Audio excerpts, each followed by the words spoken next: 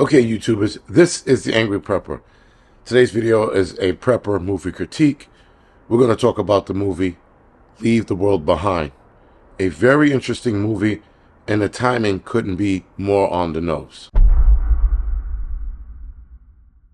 So, Leave the World Behind is a 2023 American sci-fi apocalypse thriller.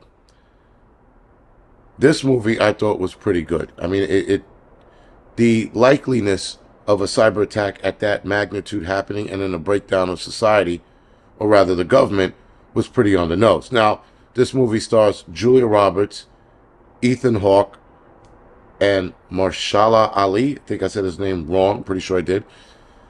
And with these actors in it, who are all three very good actors, I knew the movie was going to be halfway decent. Now, I'm hearing that the movie was produced by, or one of the producers was Obama, Barack Obama.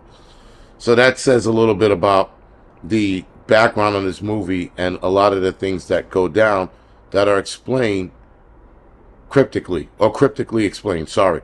Nonetheless, something like this happening in the real world is very, very plausible. Now, in the movie, a massive cyber attack unfolds, knocks out communication. There's a sound wave that starts to break down people, if you will.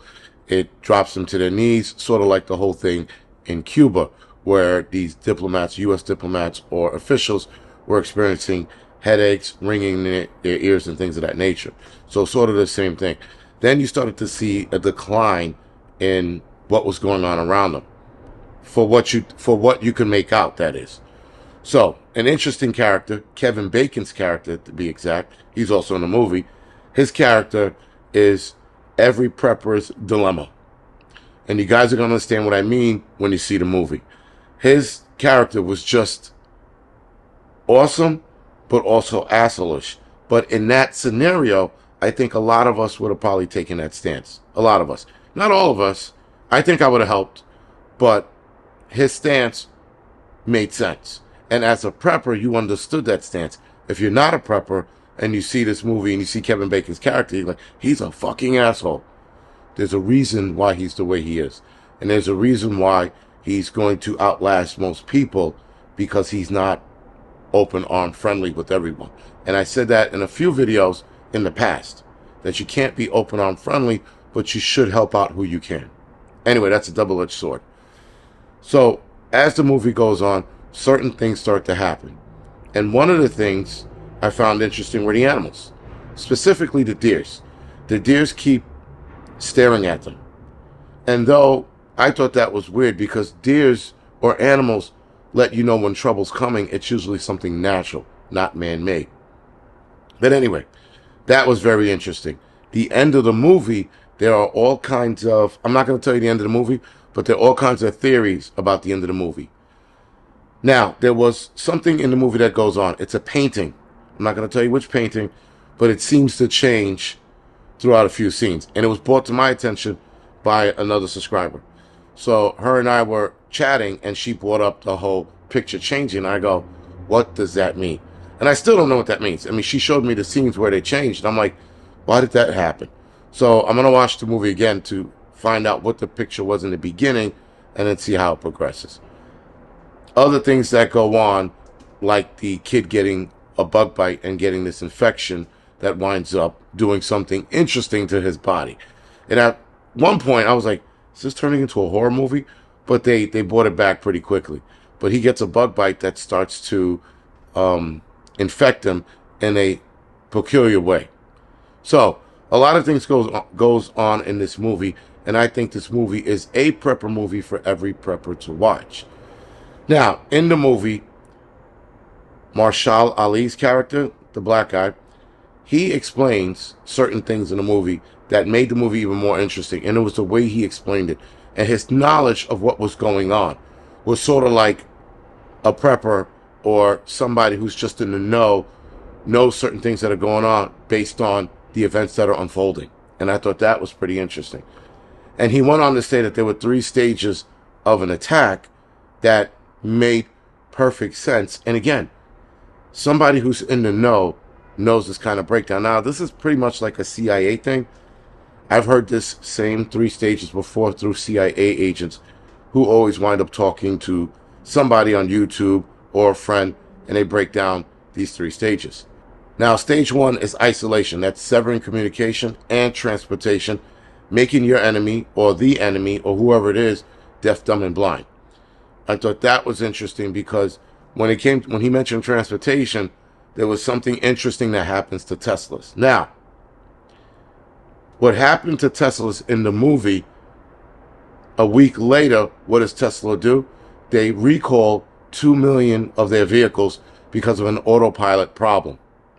The movie points out a hack that happens to Tesla vehicles and actually shows you what happens when the Tesla vehicles are hacked and the autopilot is engaged.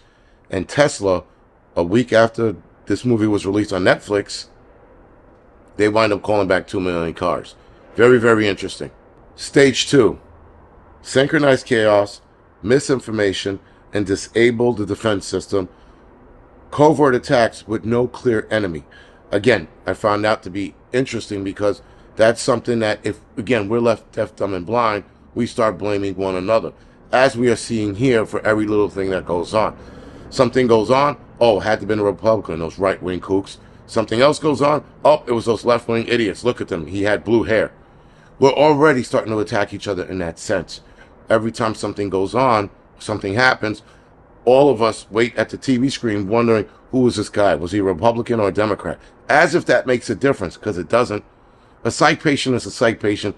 Doesn't matter whether he's a Democrat or a Republican. It's a psychopath doing some fucked up shit. In the movie, they don't tell you what side is what and who's who.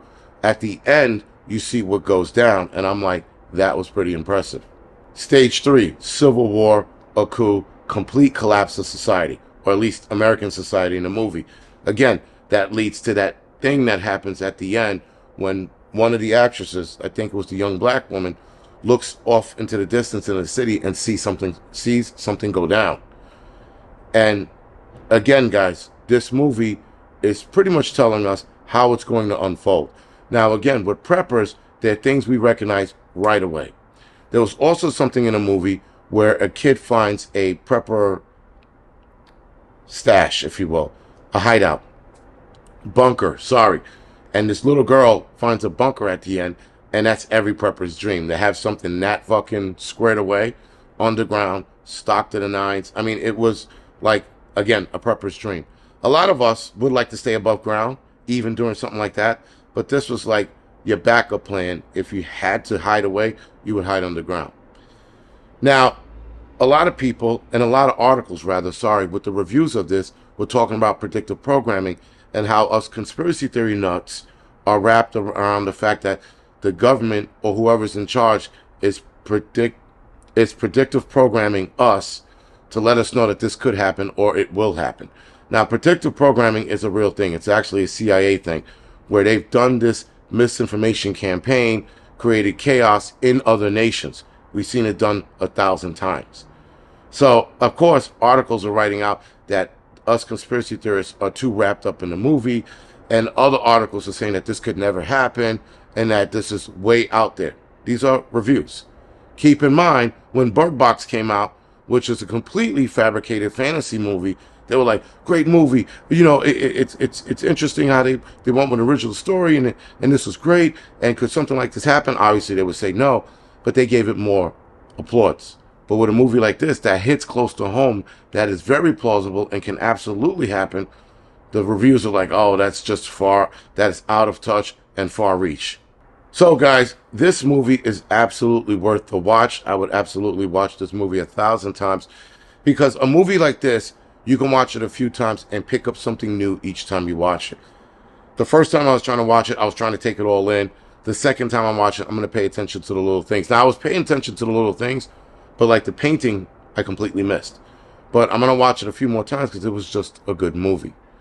Anyway, guys, this movie is currently available right now on Netflix for free if you have Netflix. If not, probably download it on one of those sites. Enjoy the movie, guys. And then just sit back and enjoy the movie. Don't sit there and, like critique the shit out of it. Just sit back and enjoy the first watch. Second watch, critique the shit out of it. Other than that, guys, this is the Angry Prepper. Thank you for watching.